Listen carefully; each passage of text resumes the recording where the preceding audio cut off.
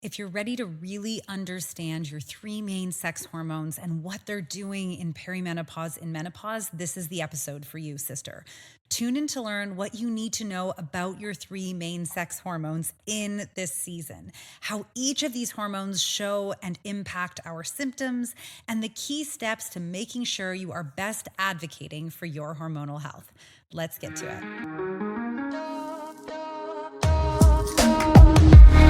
What's up, sister? Welcome back to the Period Whisperer podcast, the show helping perimenopause and menopause women de-stress your body and decode what it's saying to you so you can own your own health, energy, and weight loss again. If you're new, I'm so happy you're here. I'm Bria. I'm your host, a recovering people pleaser and hustle addict turned functional and holistic hormone specialist. Let's lean in and learn what your body is saying to you.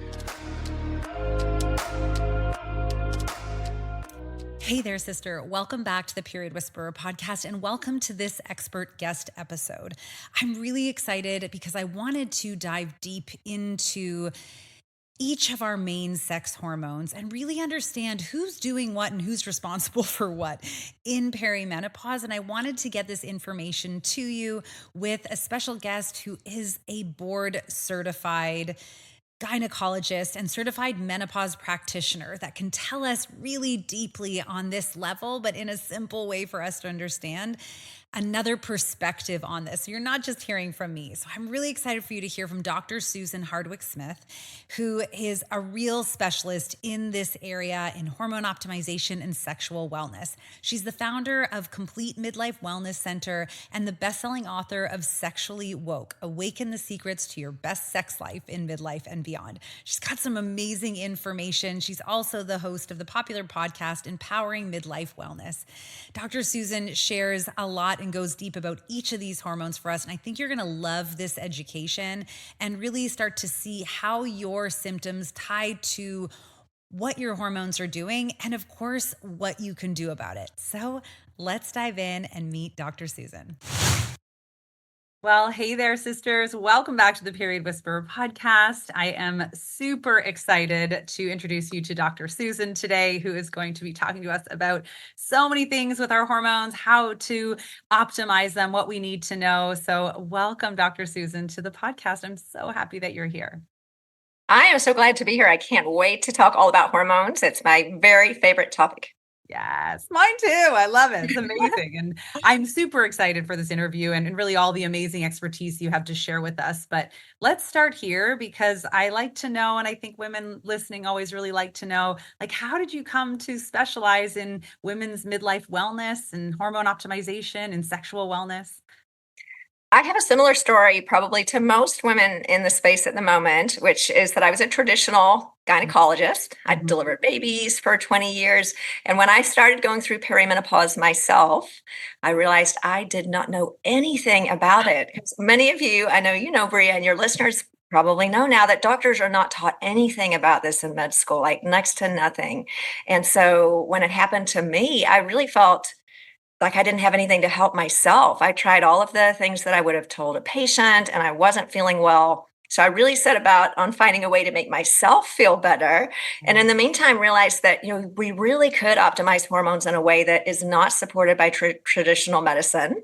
So I resigned from my really wonderful job as a traditional OB-GYN in 2020. So it's been about 4 years now, and just 100% focused on helping women to feel as good as I feel now. Because there was a time when I felt really terrible. Like many of your listeners may be experiencing this, just really terrible. And not only that, there's just sort of a helplessness feeling because not only did I feel bad, but I truly didn't know if there was a way out. And that's an awful way to feel. Oh, Often your providers are not helping you to feel supported. So that's what I do now. I offer support and answers and solutions to women who are struggling like I was to optimize their hormones. So interestingly, that's how most menopause practitioners get to be in the field, by going through it themselves. yeah. Yeah. It stems from that inner purpose, right? That inner like real reality, like you said, of recognizing you don't know how to help yourself and then learning how Right. to do it. So, and I always think like for women like us who are in the wellness industry, if it's challenging for us, how on earth is the average woman whose expertise is in a different area ever going to know these things? So I'm Yeah. so grateful for the work that you do and I'd love to know, just as a follow-up question for you, what Uh-huh. were the major symptoms that you were having, and how do you feel now? I always like to show the Well, I'll just start with the good news. I'm 56. I feel fantastic. I'm not joking or exaggerating that I truly can say I feel better today than I ever had. I'm older. I'm an athlete. I can't run quite as fast as I used to, but I'm still doing all the things that I love. And I think that combination of having some wisdom, hopefully that we've earned with a few years under our belt, Mhm. and this amazing time that I'm in, we were just talking about before the podcast that my kids are now in college. I used to see menopause and midlife kind of like the end of so Yeah. many things, like it had a negative connotation. Fertility was ending, my kids were going to grow up. It didn't feel great, but now I really see it as an open field of possibility. I mean, it really is an amazing time. So Yeah. that's the end of your question. But back to how I felt when I was 45. Oh boy, I had every symptom that now I know was explained by perimenopause. Yet at that time, we didn't really have a framework to support that being part of anything. I had, oh gosh, insomnia. I had no sex drive. I was gaining fat around the middle. I was anxious, irritated. I even felt depressed. I mean, not in the traditional sense suicidal, but I didn't have any optimism about the future. I was dragging to get to work when I've loved my job all of my life. I just really felt like something was wrong with me. And Mhm. one of the things I find a lot of my patients share is this feeling like something's wrong with me, and it can feel very lonely. Yeah. So, platforms like this where women can speak about what's happened to them, like, oh, me too, I felt that way as well. I Yeah. think it's so supportive because there's nothing wrong with you. You're having hormonal change. But gosh, I misdiagnosed myself. I thought I had cancer, Alzheimer's, bipolar disorder. I mean, all number of things. In actual fact, I had hormone depletion. And once that was corrected, I feel fantastic. So it can happen for you too if you're struggling at home listening. There is a way out, and there's a sisterhood of women who've been through it that can really understand what you're going through and help create a plan so that you can feel great because we deserve to feel great. Yes, I love that. What you just did there, I feel like you just gave us permission to feel how we were feeling. You told us Right. it's like you normalized it and you empowered us. Like you're right. We can and we should feel amazing at any age. So, don't take these messages lying down, I think. And that's Well, one thing to add to that, and I love your message so much about this. I can tell you, I felt like this. So I was 45. I had kids that were various ages, sort of in middle school, high school, a yeah. million reasons to feel tired. I have a huge job. I had a million reasons to feel stressed. Mhm. Each one of my symptoms could have been blown off as being something else. And it was like by traditional medicine, and including me. I must say, I must have said this myself to patients as well. And I regret that I didn't know more. I might say, oh, it's just because of the kids. It's because you're tired. Of course, your sex drive's low. You've got 3 kids and you've been in a long marriage. Just really kind of minimizing everything or discounting it to be somehow just normal part of aging. You're just going through a rough patch. That type of language without any understanding that it actually is a systemic problem. Yeah. And I'll use the word problem lightly because it's a problem that can be solved. But it's a systemic situation. Yeah. When hormones are not optimal, everything doesn't work optimally, head to toe, from literally our hair to our muscles to our weight to our moods, Toenails. sleep, everything. Yeah. But it was the putting it together that finally was the light bulb for me. Like, okay, I've got 25 symptoms, and so do my patients. Maybe they're not from 25 different things. Maybe there's something underlying that's a root cause that can tie them all together, or most of them. And that was really, what meant so much to me to delve into functional and integrative medicine and realize, we're not just putting out 25 fires, like we could actually find the root cause and then people can feel well again without any Amazing. drugs. So yeah, it's an amazing light bulb moment for a traditional doctor like me to realize there's a better way to do it. Yeah, that's super inspiring. I'm really grateful that you shared that. Thank you. Because I think you're right. It's, everything is connected inside of us. And so when we can kind of get to that root, it might not all be resolved by one area, but sometimes the other things get resolved in the process of resolving the one, right? So, Yeah, we have I remember had a teacher. He was an old army guy, and he used to say, okay, young ones, he was a traditional doctor. You just kill one rat at a time, starting with the biggest one. That's a very simple idea coming from a surgeon, right? Yeah. But I do love that idea. Like maybe there's one rat, so to speak, that is control of all of these things, like the domino that starts everything else getting better. And hey, maybe there's a couple of symptoms left behind after we've treated that we can address individually. But I agree with you. Like by and large, when we optimize our hormones, our nutrition, our micronutrients, most things get better, and then maybe there's a couple that we need to work on, but it's amazing. Yeah. Yeah. Amazing. I love it. I'm excited. So today we are going to kind of dive, because I think you and I could talk forever. So I don't, capitalize all your time. But today we're really going to clarify for everyone what is happening with their hormones and how they're changing in like perimenopause into menopause. So let's get into it. Talk to us about which hormones are being impacted during this transition, what their roles are, and why they matter. So you have a really educated group of listeners, I know, and I'm just going to ask you all to forgive me if I talk to you like you're not educated, but sometimes we miss little bits and pieces. So I'll just start from real basics, right? When we went through puberty, we started making 3 critical hormones from our ovaries, 3 primary ones. I don't want to get into the nitpicky about some other ones that might not be so important for this conversation, but estradiol, which is the primary estrogen that we make throughout our lives, progesterone, and testosterone. And all 3 are produced in massive quantities, and then they diminish and then eventually disappear. So we kind of know that much, but let's look a little bit more into what each one of those is doing throughout our lives. Now, I'm going to assume this is an imaginary person who has perfect periods. We know those are not, that might not be you, but an imaginary woman with perfect periods starting from puberty, her estradiol is going to rise. I know Brie talks about this a lot. It comes up. It's highest around ovulation. A little more complex than this, but it generally drops after ovulation, and then we have another period. So there's this constant up and down, but generally it's pretty well tolerated for the young fertile woman. As it goes up and down, we feel well for the most part. I know there are exceptions. Yeah. Progesterone, as I know a lot of you already know, we don't really make any at all in the early part of the cycle. And then after ovulation, we produce lots of it when we're young and fertile. Masses of progesterone support that little fetus if we have one. And then if we don't get pregnant, that drops too. So just as a reminder, that week before your period, both estrogen and progesterone are dropping quite rapidly. And that's what causes the lining to be expelled. And we have a period, and then off it goes again. Well, testosterone doesn't get a lot of conversation in all the talk about hormones, but it really should, because many of you might have heard or read that we actually make more testosterone throughout our lives as women. Men make 10 times more, but even women make more testosterone than estradiol throughout our lives. So it is really important.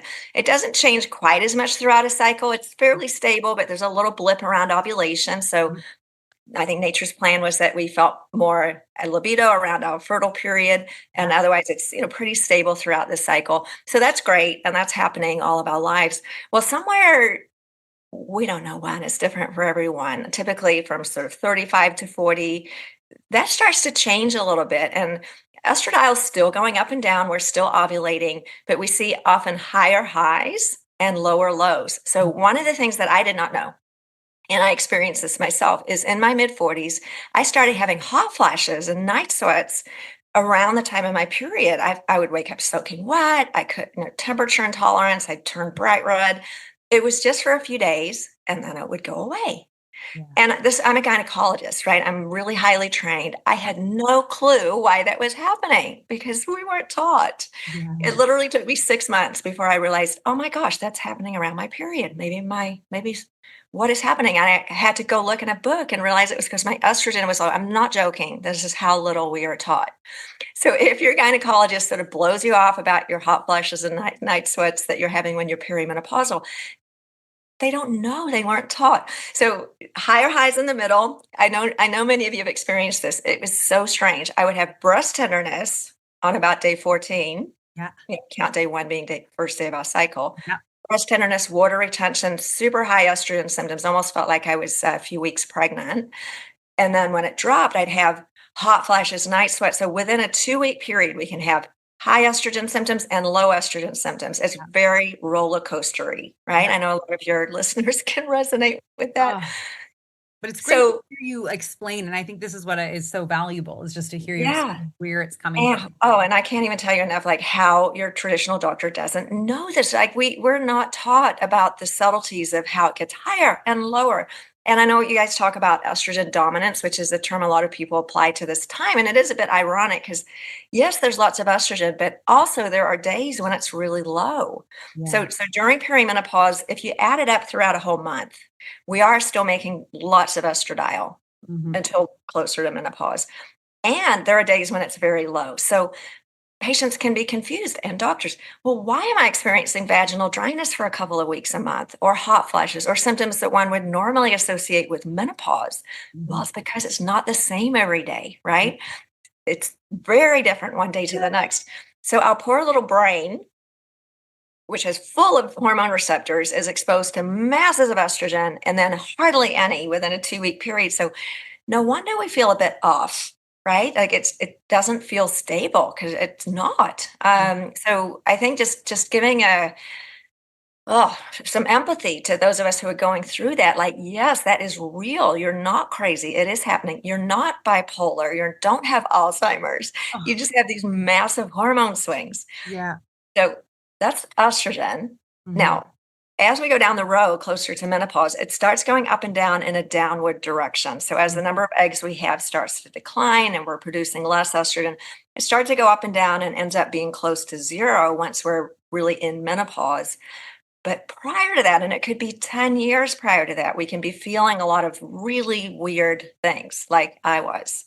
So, Mhm. so that's estrogen. Now, progesterone, remember, it goes up after ovulation. Well, in every single woman as we age, it doesn't go up as much. So instead of seeing a progesterone level of, say, 20 or something really high, I want to remind me to talk to you about the units of measurement that these things are measured in. So you can't compare the numbers, Yeah. but say 20 would be like a great number for a fertile woman during the luteal phase, the week after Should have ovulation. progesterone, yeah. Well, now maybe you're still ovulating. Well, you are if you're still having periods, but if we checked your progesterone at that time, it might be 3 or 4. So we're making just a little bit of progesterone, like bloop. And I think about the eggs, like they're kind of old. Like they have to be pushed down, not jumping out anymore. They're like, I don't Poked want to go. And down the tube, yeah. well, follicle stimulating hormones, like, get out of the egg, Yeah. out you go, and get out of the ovary. And they just kind of plop over and make a little bit of progesterone and then fizzle out. So Oh, we've got oh less my god. progesterone. Yeah. Now, when our progesterone drops, a lot of women, a lot of your listeners know, many things don't feel great with Mhm. less progesterone. Our periods can get heavier, fibroids can grow, breast tenderness, mood swings, sleep disruption, anxiety, so many things. So I used to say this, and I'm so sorry that I did. I would tell patients, as long as you're ovulating and still having periods, you're still producing progesterone. So your progesterone can't be low. I thought I knew everything. Well, nonsense. That's just not true. So we got lots of estrogen doing crazy up and downs, and we've got just a little bit of progesterone, hardly any. That is a setup for lots of things not feeling great. Yeah. And then the last one, testosterone, it just has been on a downhill kind of a trajectory, starting at about 25 or 30 years old when it's at the highest that it ever is. It just slowly declines.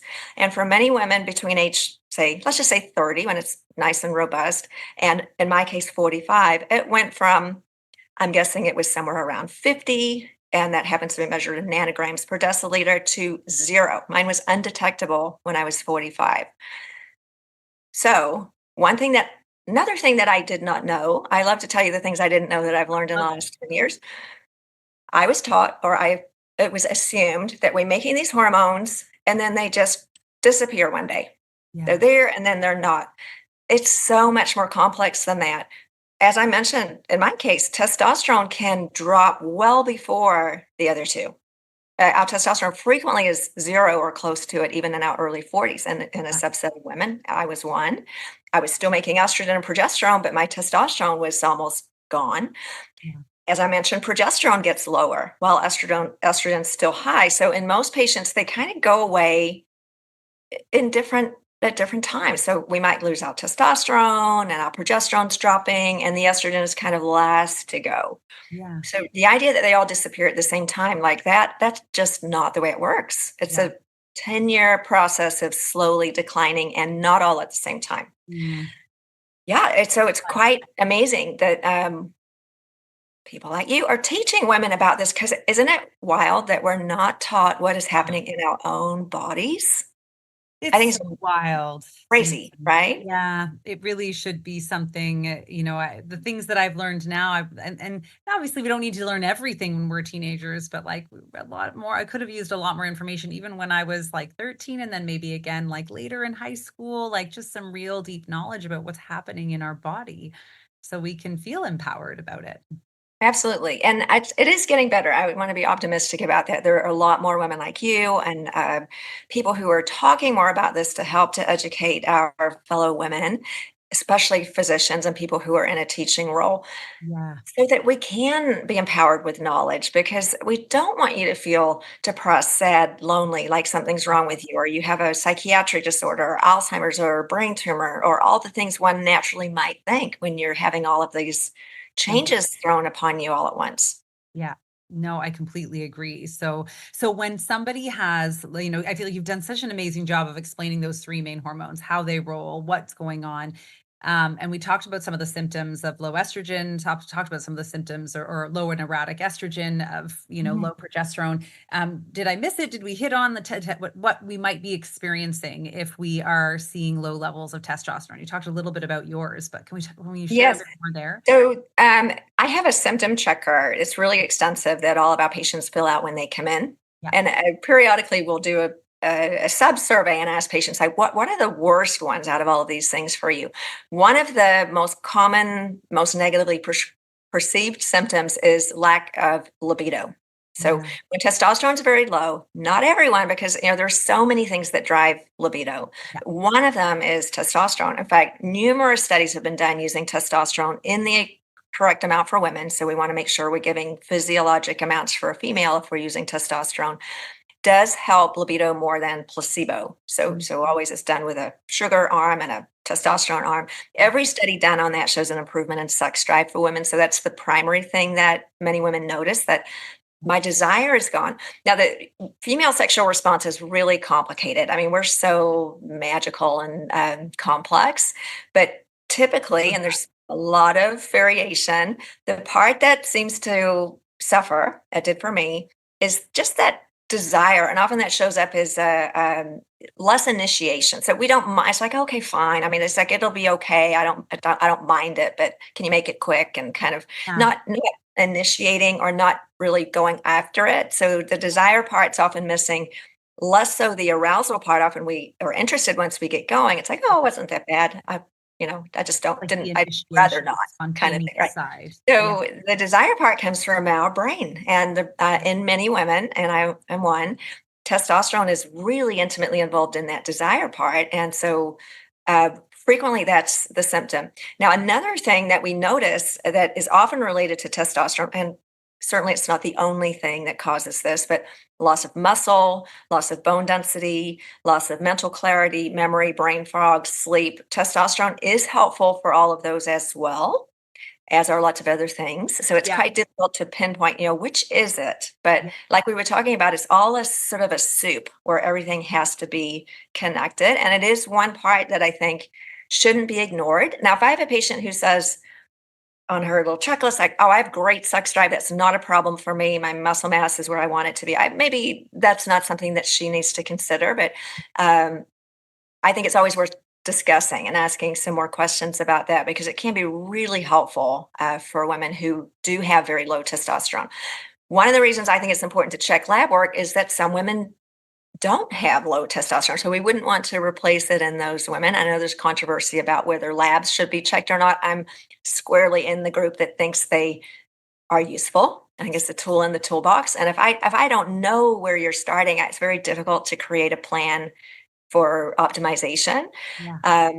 And there's some really cool tips about when to draw blood and how to interpret it that I'd love to talk to you about too, if we have time, because often blood's just drawn at the wrong time and we're missing something Yeah. that is otherwise there, right? Well, yeah, let's talk about, like, so when it comes to optimizing these hormones to make this journey better overall, I'm with you. I think like test, don't guess. Like if we want to, really understand where someone's at and then know that it's improving. So what does that look like for you with blood work, with testing? Like when is the optimal time? What should we be asking for when we go? So if you're still having periods, so I know we're talking to a largely perimenopausal audience here too. So Any it's having it's periods. it's very important, first of all, to know and remember where you are in your cycle. Now, I totally get this, and my patients tell me this all the time. They're like, "It's random. It's all over the place. I have no idea when the last one was or when the next one's going to be," and that is tricky. However, we can still do some detective work and try to figure out where you are as far as your ovulatory cycle, or if you even are ovulating. Yeah. But let's just say, in general, if you're still having a period, we want to count from day one, being the first day of your period. Remember, that's when estrogen is the lowest and progesterone should be zero. Yeah. So, one standard, which I like, is to draw your blood in the early part of your cycle, around day 3 to 5. And that's typically what doctors would recommend if you're a fertility patient or something like that, because on those days we're going to see estradiol at its lowest. Mhm. Now, for example, if you're someone like me who's having hot flashes during our cycle, we're going to see evidence of why that is. Frequently, women have hot flashes, night sweats, vaginal dryness when estradiol gets below about 40, and that's measured in a different unit, picograms per deciliter. I always have to get Okay. those right. PDL. Okay. 40, for example.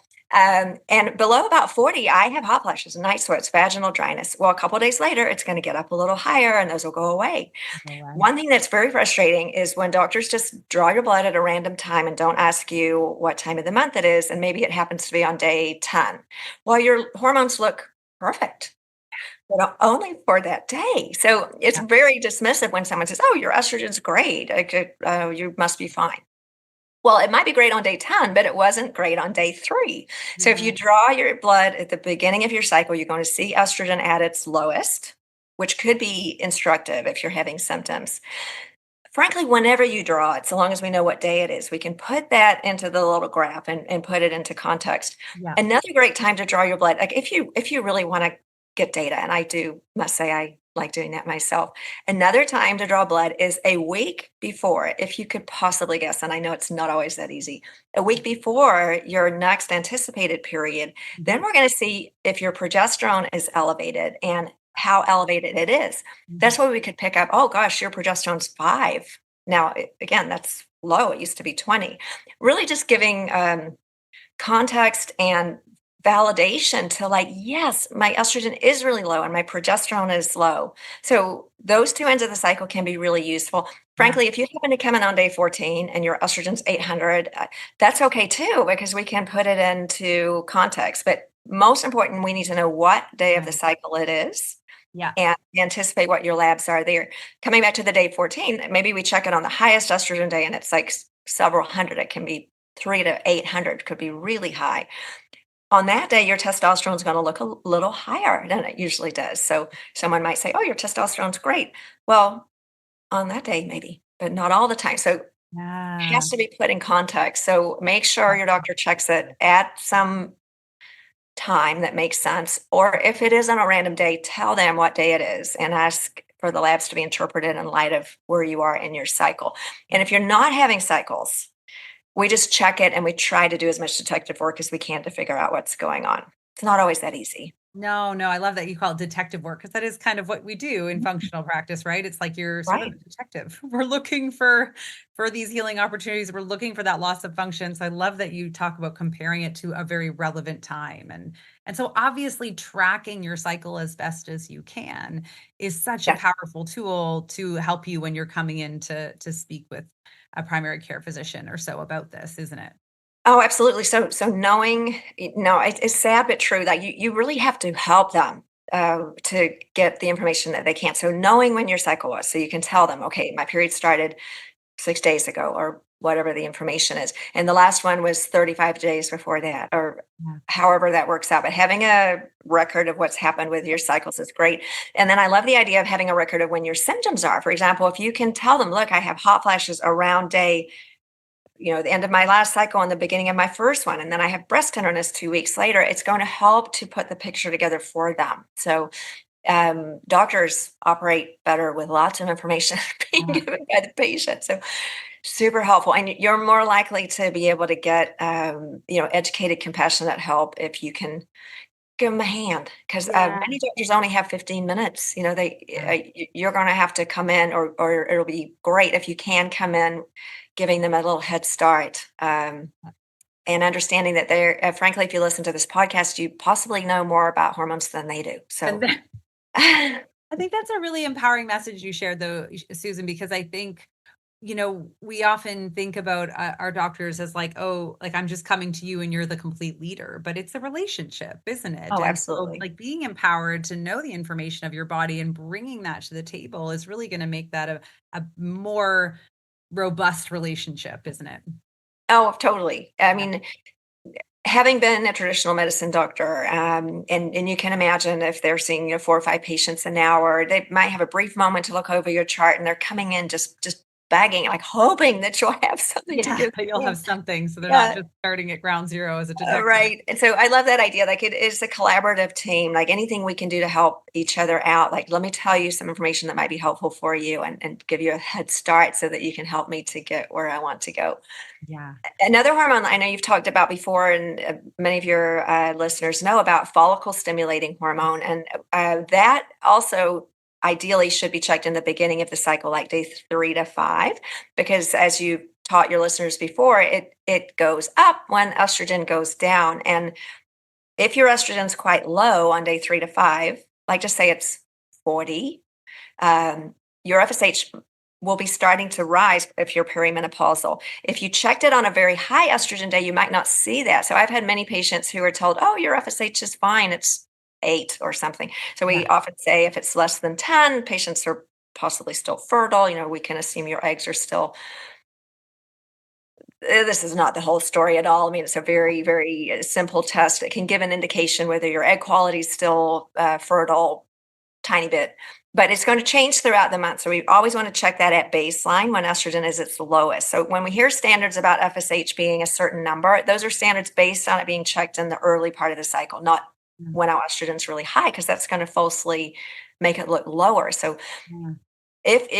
so we talk about like how to diagnose perimenopause, mostly by listening to the patient. Honestly, your labs could look perfectly normal on a particular moment in time.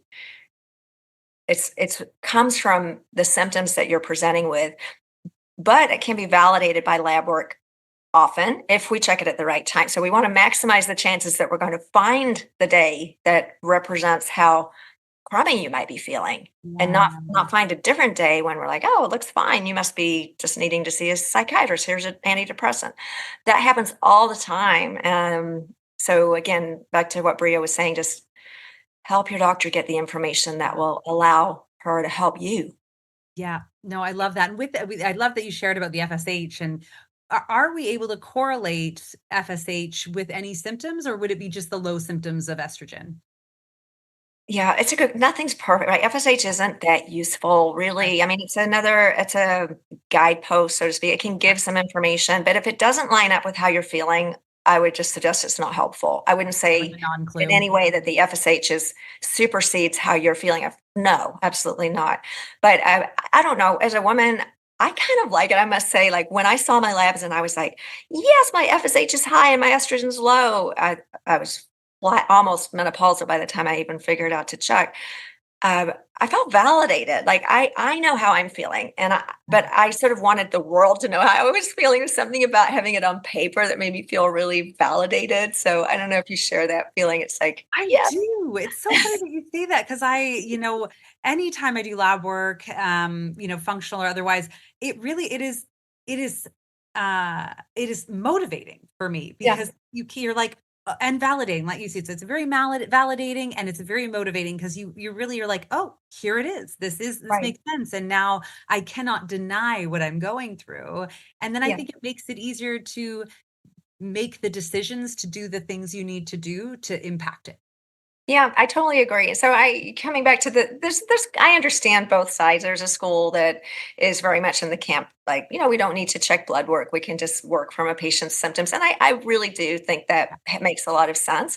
But Yeah. also, if it's something that's available to you, and I understand it isn't to everybody, it can be quite difficult and expensive for some people to get lab work. So we can do without it. We can still help patients who are not able to have lab work done. But if it is a tool that is available to you, I just think of it like a tool in the toolbox that could be helpful, especially to someone like me. And I'm hearing you too, Bria, that I just I like the like that. data. I mean, it makes me feel, I don't know, and I'm just that type of person. So, Yeah. um, and really important, I'm going to repeat this. If the lab work does not support how you're feeling, I would not say, oh, well, the lab work's right. You must be crazy. Mhm. No, Mhm. you're always right. Yeah. The labs just might miss it, right? Yeah. Because it was on the wrong day or it happened to be sometimes it's just a great day and your labs look perfect. Well, the next day they don't. So we've got to remember labs are just a moment in time. I think about it like taking a photograph of a car accident. You're not going to see what happened before or after. It's just a second, right? So a video would be more useful, but we have to imagine what happens before and after, or check labs several times during the month to get more of a picture that's moving, because our bodies are not static. It's like constantly changing, right? Yeah.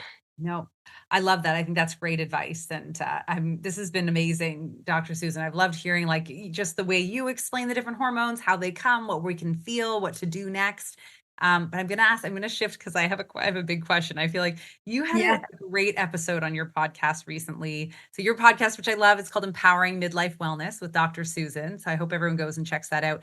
And I'd love to talk about it. It was called Menopause Supplements Myth. Don't fall for the hype, and where you talk about kind of first how great it is that perimenopause and menopause are now a part of the conversation, which I fully agree with you on. But that along with that, it comes with this rise of products that are being marketed and sold to women to kind of Yeah. capitalize on this time. I would love to talk about this because I have really been feeling this myself lately. And I think it's just such an important kind of conversation to crack open and open up a little bit, if you don't mind, because I loved that you did this episode. Yeah. Thank you. So, yes, isn't it great that more people are talking about perimenopause and menopause? I just want to start with being optimistic and positive. It is fantastic that so many people are talking about it. Yeah. And like anything, when there's a popular conversation, it does open, we're a capitalist country. It opens the market for products that can be sold to help with this quote unquote problem. In my opinion, I feel very strongly, and I follow evidence-based medicine. Generally you stay in line with what the American College of OB-GYN and the Menopause Society suggests. Certainly, I think those are good resources. If we're having a problem and I hate using the word problem, if we're feeling that we're not feeling optimal because of hormone depletion, there's a very well spelled out treatment plan for that, which is optimizing our hormones. What's missing is progesterone, testosterone, estradiol, depending on where you are in your cycle, as well as possibly a lot of other micronutrients, nutritional changes, lifestyle changes, movement, sleep, all of those things. Yeah. What's missing is not, and I'm not saying these things are individually bad. They could all uniquely be very good for something or another, but valerian, maca root, chromium, Mhm. berberine, all great for different Yes. things, but not for menopause symptoms. So none of those things, and there's a list longer than your arm Yeah. of things that are touted to be helpful for menopause symptoms.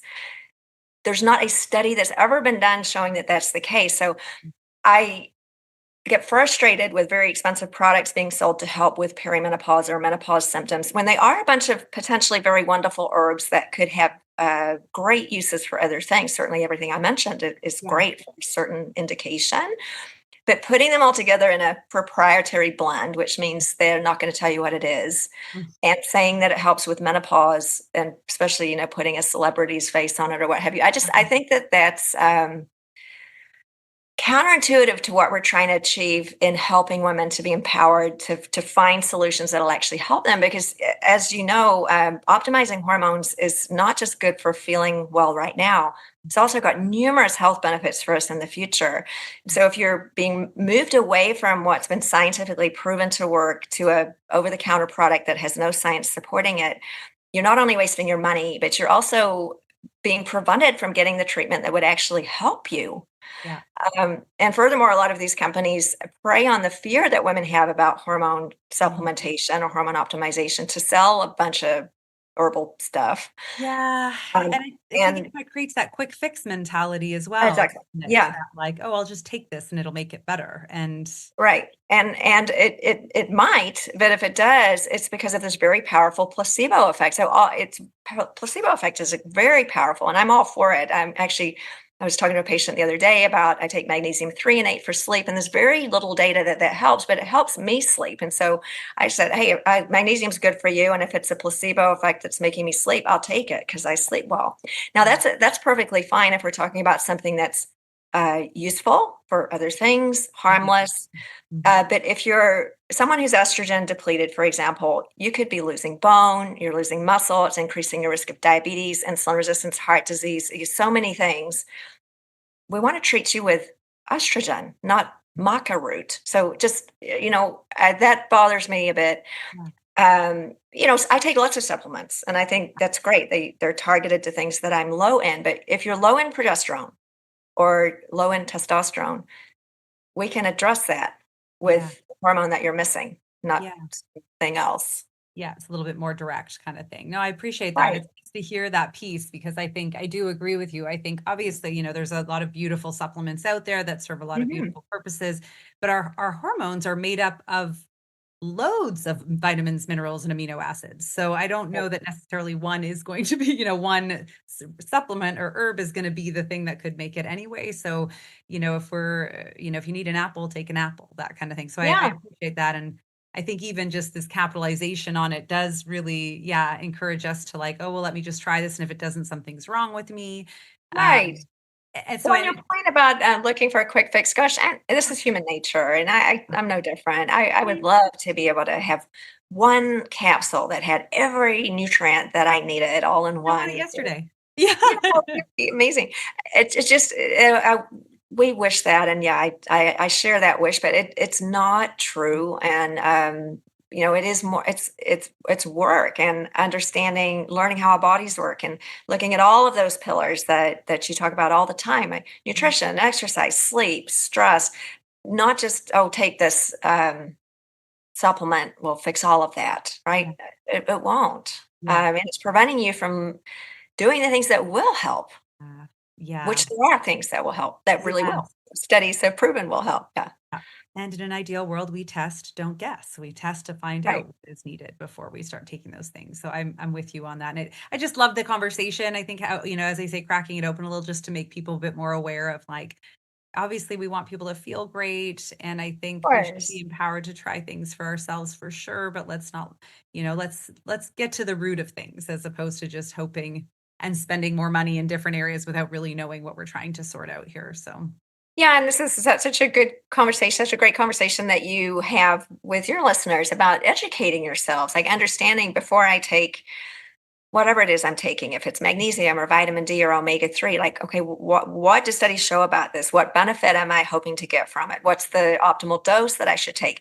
What biomarkers can I look at to make sure that I'm getting the optimal dose, that I'm absorbing it correctly? Or could I just get it from food instead of even taking a supplement? Yeah, really going through that path, which is more complex, but really more empowering so that you can understand what's happening and not just be sort of handed I really have a bee in my bonnet about these proprietary blends. That means they're not telling you what it is. I'm And good. in what other context would you put something in your mouth if you didn't know what it was? I wouldn't. I want to know I mean, exactly what. unfortunately, I think a lot of people do would Oh, make well, they do, but right? And no process, judgment. but I I'm mean, with it you. sounds great.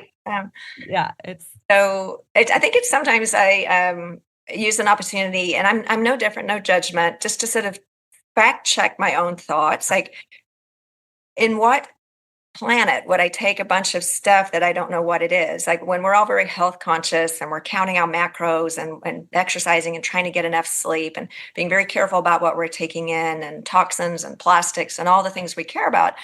And then we're taking a pill that they won't tell you what's in there. It doesn't to me, that's not congruent with the rest of the way I see things. So then I just have to be like, yeah, that I'm going to choose not to do that. And that's my choice. So I think it's interesting just to ask questions and see Yeah. if it lines up with what you really believe. Oh, I love that. That's a great thought process that you just shared there. I think with us is like, just ask yourself a little bit. And I think it is, I mean, with our food, I mean, as a holistic practitioner, it's always like, let's look at the ingredients. And if you don't know what an Right. ingredient is, let's have a little Google, but you can't Yeah. Google proprietary blend, as you say. There's nothing's going to come up because there's nothing there. Right. So I love that. That's, I share that bee in the bonnet for sure on that one. So Yeah. thank you. This has been amazing. I so appreciated all your knowledge and you explain things really well and I think in a very digestible way. So thank you so much for being here. And before we go, when it comes to thriving in a healthy body, like during this transitionary time, what is one piece of advice you want women to know? So having come through this and out the other side, and I mentioned to you, and I'm not joking, that I truly do feel better now at 56 than I have at any other time in my life. I just would love to empower women to understand that that is not only possible. I'm not a weird unicorn. It's not only possible, but it's absolutely what you have to look forward to if you continue this journey of education and empowering yourself with knowledge about food, exercise, hormone optimization, all the wonderful things that Bria talks about. Menopause doesn't have to be a dark hole that feels full of grief and sadness. It's really the opening into the amazing second half of your life. Um, and hey, I felt horrible and now I feel great and you can too. I look forward to it. You don't have to have a period. You can't get pregnant. Your hormones are the same every day. I mean, it's quite a lovely time. Yeah. You have more bandwidth for other things because you don't have your hormones coming around every month, kind of dictating how you feel and what you do. So it's It, that's a beautiful piece of it's a insight. there's some grief. It's nice to say goodbye to an old friend, right? But it's sort of Yeah. like that. Yeah, that was great, and this is also great. So you Yeah. don't have to be afraid of it. I love that. Thank you so much, Dr. Susan. For anyone listening, I know I mentioned your podcast. I'm going to put that in the show notes, but if they want to learn more from you, where is the best place they should go and do that? So I have an office in Houston. In fact, we have two. So we see patients in person and virtually, myself and my team. I have 2 physicians and 6 nurse practitioners. So if you're interested in being seen as a patient, our consultations are 90 minutes, the first one. So we spend a lot of time with our patients. You can find out about that at our business, which is Complete Midlife Wellness Center. CompleteMidlifeWellnessCenter.com. Make an appointment. We can see you virtually or in person. And then through the same website, you can have access to YouTube and all the things. I'm writing another book, and we have a retreat coming up in November for women to. We call it Activating Happiness in Midlife. This is the 3rd one that we're doing. It's in Costa Rica, so that's open. You can see that on our website too. Just lots of different ways to be empowered and interact with other women who are going through similar things. And just know you're not alone and there's nothing wrong with you. I love that. I love that. That's amazing. Thank you so much. This is incredible. Sisters, everything will be in the show notes below. I appreciate your time, Dr. Susan. I'm so grateful for this conversation and we covered so much. So sisters, take it in, understand your body, be empowered to know that it's a great time in our life and it should be, and be more in your life and not just less on a scale. And we'll catch you next time. Thank you so much for joining me on the Period Whisperer podcast. If you liked this episode, take 30 seconds right now to write a review on iTunes and then reach out to me directly on Instagram at Bria_period_whisperer and message me there with a screenshot of your review. As a thank you, I will give you a customized free hormone audit to get you on your way to the best health of your life in midlife.